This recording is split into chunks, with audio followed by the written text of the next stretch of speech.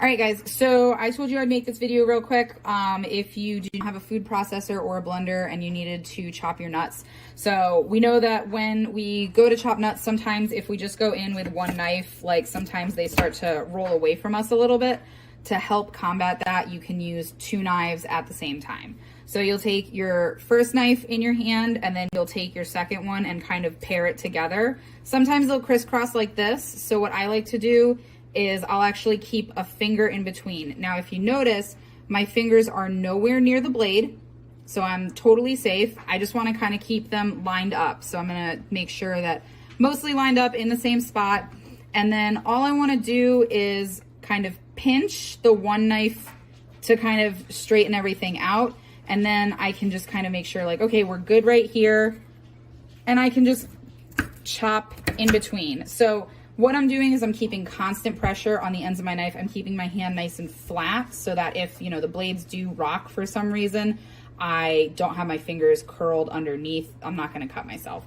But I have a really, really firm grip with my dominant knife hand. So if you're right-handed, it's your right hand, really good grip on both knives. And your left hand is flat on top. If you're left-handed, just switch the position. But you're gonna just get your nuts all together. You're gonna get kind of in the middle of them and you're just gonna press down and lift up. So I'm not coming off of the cutting board at all with the front end of my knife. The front of my knife stays on the cutting board the whole time and I just come down. Once everything is mostly chopped, I can always rotate and I can switch directions. But what ends up happening is most of the nuts are going to kind of actually get stuck in between. Once I've gotten everything pretty like rough chopped and things are more flat than they are round, I can always just discard and go back to my main knife. And then same situation, really good firm grip on your main knife hand, knife tip down on the cutting board, and then a flat hand kind of supporting that blade. I usually kind of go with my, like the base of my fingers is where I usually hold because it gets stuck between the pad of my hand.